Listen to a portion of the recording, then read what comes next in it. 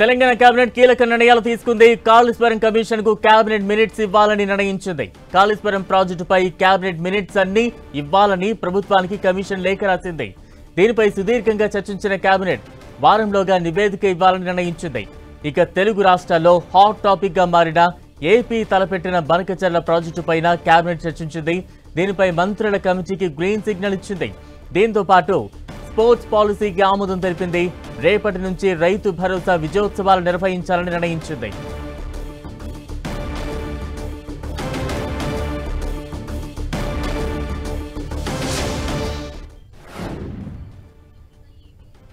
రేవంత్ రెడ్డి గారి చేతుల మీదుగా ఏదైతే ఎన్నికలకు ముందు ఇచ్చిన హామీల్లో భాగంగా 9 రోజులలో 9,000 కోట్లు సుమారు 1,49,00,000 ఎకరాలకు 71,000 రైతన్నలకు ప్రతి ఎకరాకి 2 పంటలకి 12,000 రూపాయలు ఇచ్చే కార్యక్రమంలో భాగంగా రాష్ట్ర విభజన జరిగిన తర్వాత గత ప్రభుత్వం మేమిచ్చాము అని గొప్పలు చెప్పుకునే దానికంటే అతి గొప్పగా రేపటితో ఇంకా 400 కోట్లు వేయాల్సి ఉంది. రేపటితో రాష్ట్ర రైతన్నలందరికీ వ్యవసాయం దండగ కాదు పండగ అనే విధంగా వ్యవసాయం స్టార్ట్ అయ్యే ముందే 9 రోజులలో 9,000 కోట్లు ఇచ్చిన ప్రభుత్వం ఇందిరమ్మ ప్రభుత్వం. దీనికి కేబినెట్లో సహచర కేబినెట్ మంత్రులందరం గౌరవ ముఖ్యమంత్రి గారికి, ఫైనాన్స్ మంత్రి ఉప ముఖ్యమంత్రి వర్యులు భట్టి గారికి కృతజ్ఞతలు రాష్ట్ర రైతన్నల పక్షాన మా పక్షాన కూడా తెలియచేశాం. ఈ శుభ సందర్భంలో రేపు సాయంత్రం 4 గంటలకి ఎలానైతే లాంచ్ చేసేటప్పుడు అగ్రికల్చర్ యూనివర్సిటీలో గౌరవ ముఖ్యమంత్రి రేవంత్ రెడ్డి గారి చేతుల మీదుగా ఈ కార్యక్రమాన్ని లాంచ్ చేశామో ఎండ్ అయిన అయ్యే సందర్భంగా రేపు సాయంత్రం 4 గంటలకి సెక్రటేరియట్ ముందు ఉన్న రాజీవ్ గాంధీ గారి విగ్రహం దగ్గర అగ్రికల్చర్ యూనివర్సిటీలో ఏ రకంగా అయితే రైతుల సమక్షంలో ఒక కార్యక్రమాన్ని ఏర్పాటు చేసుకున్నామో అదే రకమైన కార్యక్రమాన్ని ఏర్పాటు చేసుకోవాలి అని ఈ శుభ సందర్భంగా రైతులందరూ సంతోషంగా పండగ వాతావరణాన్ని గడుపుకునే దాంట్లో గౌరవ ముఖ్యమంత్రి గారు కేబినెట్ కూడా పాలు పంచుకోవాలని కేబినెట్ సమావేశంలో నిర్ణయం చేసుకోవటం జరిగింది. రాష్ట్రంలోని అన్ని మండల కేంద్రాలలో అన్ని రైతు కేంద్రాలలో పెద్ద ఎత్తున ఈ రాష్ట్ర ప్రభుత్వం రైతుల పక్షపాతి ప్రభుత్వంగా ఏదైతే కార్యక్రమాన్ని చేసిందో దాన్ని పెద్ద ఎత్తున పండగ వాతావరణంలో చేసుకోవాలని కూడా నిర్ణయించడం జరిగింది. రెండవ అంశం ఏదైతే ఆనాడు 10 సంవత్సరాలు పరిపాలించినప్పుడు తెలంగాణ తల్లి విగ్రహాన్ని వారు మర్చిపోతే గౌరవ ముఖ్యమంత్రి రేవంత్ రెడ్డి గారి నాయకత్వంలోని ఈ ప్రభుత్వం తెలంగాణ తల్లి రూపంలో ఉండే తెలంగాణ తల్లిని ఏర్పాటు చేసుకున్నాం సెక్రటేరియట్లో. దానికి తల్లి అంటే ఇలా ఉండాలి అని కూడా జీవో అన్నాడు ఇచ్చుకోవటం జరిగింది. రాష్ట్రంలో ఉండే అన్ని జిల్లా కలెక్టరేట్లలో నవంబర్ 9వ తారీఖు లోపు ఈ తెలంగాణ తల్లి విగ్రహాన్ని ఏర్పాటు చేసుకోవాలని కూడా నిర్మించుకోవాలని కూడా కేబినెట్ నిర్ణయించడం జరిగింది. అదే రకంగా గతంలో కేంద్ర ప్రభుత్వం RRR కొంతవరకు శాంక్షన్ చేసింది. మిగిలిన సగం సుమారు 201 కిలోమీటర్ల పొడవున ఉన్న RRRలోని చౌటప్పల్లి నుండి సంగారెడ్డి వరకు 201 కిలోమీటర్ల పొడవున్న రీజనల్ రింగ్ రోడ్డును కూడా ఈరోజు కేబినెట్ లో ఆమోదం తెలపడం జరిగింది. అదే రకంగా ఏదైతే గత ప్రభుత్వం పరిపాలించే నాడు గోదావరి బేసిన్లో ఉన్న వాటర్ని పెన్నా బేసిన్లోకి షిఫ్ట్ చేసే కార్యక్రమం ఆనాటి ప్రభుత్వం 2016లోనే కేంద్ర ప్రభుత్వంలో నిర్వహించే ఎపెక్స్ కమిటీ మీటింగ్ లో 400 టీఎంసీలని లిఫ్ట్ చేయడానికి యాక్సెప్ట్ చేసిన ఆనాటి ప్రభుత్వం అది మరిచిపోయి ఈనాడు ఆ బంకచర్ల అనే బంకని ఈ ప్రభుత్వానికి రుద్దాలని, ఈ ప్రభుత్వాన్ని ఏదో తెలంగాణకి సంబంధించిన వాటా నీటిని ఇంకొక రాష్ట్రానికి వదిలేసే కార్యక్రమం చేపడుతుంది, నిమ్మకి నీరెత్తినట్లు ఉంటుంది అని ఒక గ్లోబల్ ప్రచారం చేయాలని తాపత్రయపడేదాన్ని కూడా కేబినెట్ లో చాలా ఫుల్ గా డీటెయిల్ డిస్కస్ చేయడం జరిగింది. దీనికి సంబంధించి ఏది ఏమైనా చట్టపరంగా న్యాయపరంగా అదే రకంగా బంకచర్ల విషయంలో గోదావరి నీటికి సంబంధించిన దాంట్లో తెలంగాణ రాష్ట్రానికి రావాల్సిన గోదావరి నీటి వాటాలో ఒక్క చుక్కని కూడా ఫోర్గో కావద్దని ఎంత దూరమైన ప్రయాణం చేసి ఎంత పోరాటమైన శక్తినంతా కూడగట్టుకొని ఈ ప్రభుత్వం తెలంగాణ ఓటాని తెలంగాణకి తెచ్చే దాంట్లో కృత నిశ్చయంతో పట్టుదలగా పనిచేయాలని కూడా కేబినెట్ లో ఈరోజు తీర్మానం చేయడం జరిగింది. ఈ సందర్భంగా మీకు చెప్పాల్సింది, కుప్పదూసోడు పరిగేరినోడిని బెదిరించినట్లు అసలు వారి ప్రభుత్వంలోనే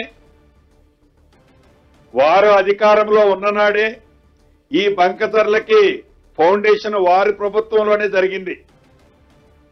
వారి ప్రభుత్వంలో జరిగిన దాన్ని కప్పిపుచ్చుకోవటం కోసం దాన్ని మసిపూసి మారేడికాయ చేయటం కోసం ఏదో అది ఇది అని ఆనాటి ముఖ్యమంత్రి గారు కానీ ఆనాటి మాజీ మంత్రులు కానీ ఏదో తహతాలాడుతున్నారో దాన్ని తీవ్రంగా కూడా ఖండిస్తున్నాం. దీని పట్ల ఈ ప్రభుత్వం తప్పకుండా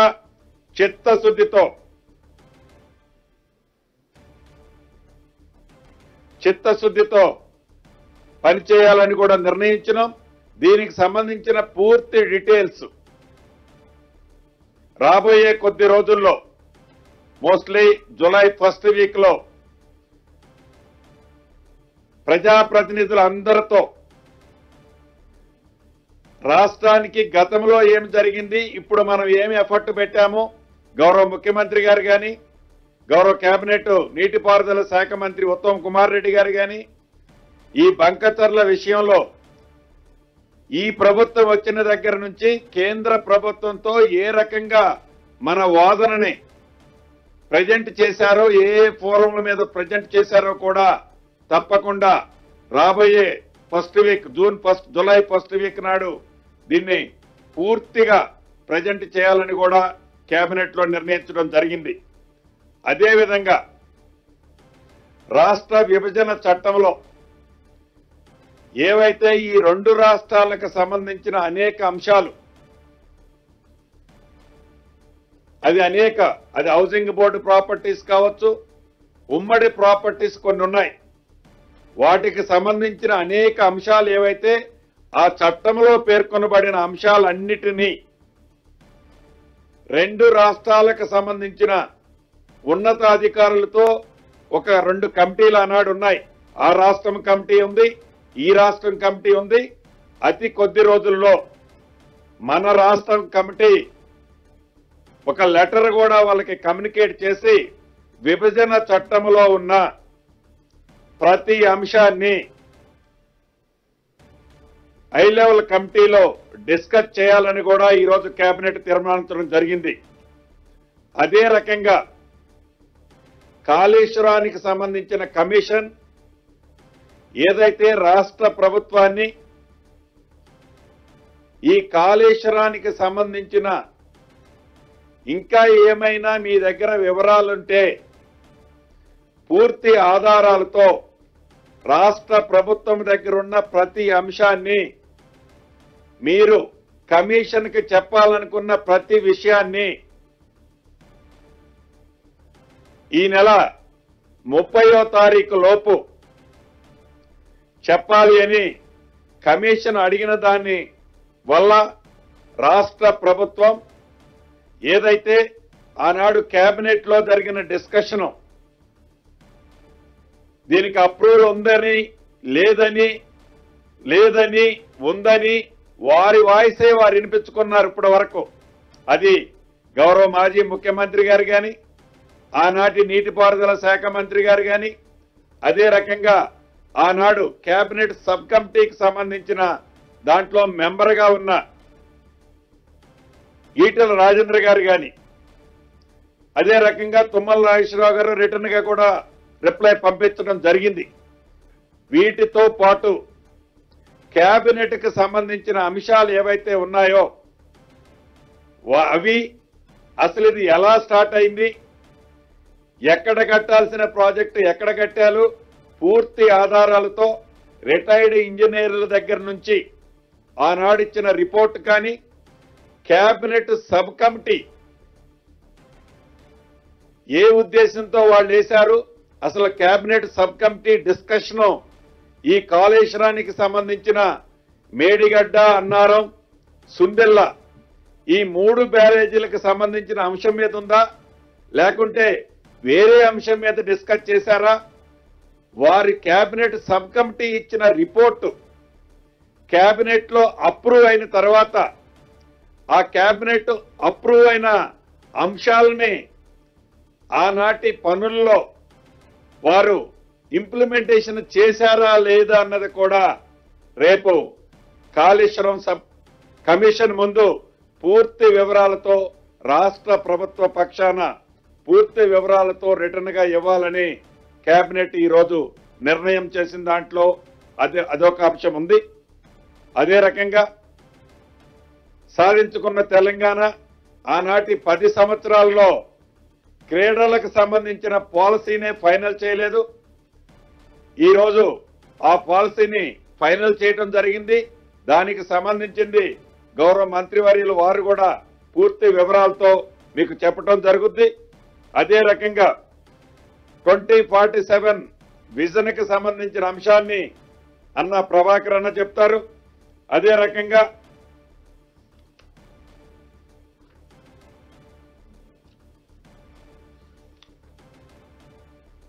పరిపాలనకు సంబంధించిన అంశాలు ప్రతి 3 నెలలకు ఒక్కసారి, కేబినెట్ ప్రతి 2 నెలలకు ప్రతి నెలకి 2 సార్లు జరిగే అంశాలని ప్రతి క్వార్టర్లీ ఏదైతే ఈ కేబినెట్ లో జరిగిన అన్ని అంశాలు ఇంప్లిమెంటేషన్ ఎంతవరకు వచ్చాయి, విధి విధానాలు ఎంతవరకు వచ్చాయి, అది కార్యరూపం దాల్చిందా లేదా అనేది డెఫినెట్ గా ఎవ్రీ క్వార్టర్ ఒక రివ్యూ పెట్టుకోవాలని ప్రతి నెల 2 సార్లు కేబినెట్ సమావేశం జరుపుకోవాలని కేబినెట్ లో ఈరోజు ఆ నిర్ణయం కూడా తీసుకోవడం జరిగింది. అదే రకంగా 2 కొత్త మున్సిపాలిటీలు సంగారెడ్డి జిల్లాలోని ఇంద్రేశం, జిన్నారం కొత్త మున్సిపాలిటీలు, అదే రకంగా ఇస్నాపూర్ ని అప్గ్రేడేషన్ అంటే ఇస్నాపూర్కి పక్కనున్న కొన్ని గ్రామాలని ఈ మున్సిపాలిటీలో జాయిన్ చేయటం జరిగింది.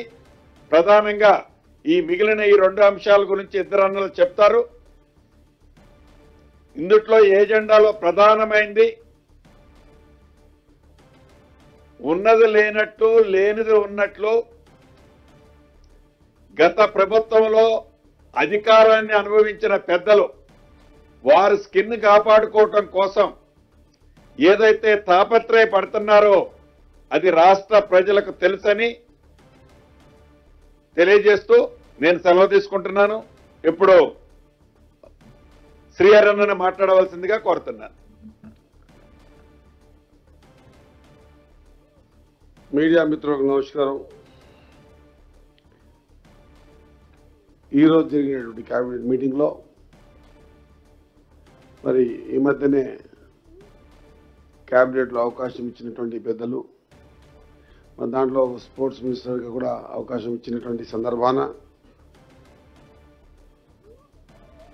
స్పోర్ట్స్ మినిస్టర్గా బాధ్యతలు చేపట్టిన వారం 10 రోజులనే ఇంత చక్కటి అవకాశం దీని మీద ఒక పాలసీ తీసుకురావడంలో నా వంతు బాధ్యతగా మరి అత్యంత ఇష్టమైనటువంటి శాఖ నీకు ఇస్తున్నాను ఆ రోజు వాళ్ళు చెప్పడం ముఖ్యమంత్రి గారు. మరి ఆ శాఖలో చేయాల్సిన విధి విధానంలో నన్ను కూడా పార్టిసిపేట్ చేయడం, ఆ శాఖకు ఇప్పుడు మంత్రిగా ఉన్న సందర్భాన ఈరోజు ఒక స్పోర్ట్స్ పాలసీ తీసుకొచ్చి తెలంగాణలో ఉన్నటువంటి క్రీడాకారులు క్రీడా ప్రేమికులందరికీ కూడా ఒక వరాన్ని ఇచ్చినటువంటి మన ప్రీత ముఖ్యమంత్రి గారు 2036లో జరుగుతున్నటువంటి ఒలింపిక్స్లో మన సత్తా ఏందో చూపించాలనేటువంటి ఉద్దేశంతో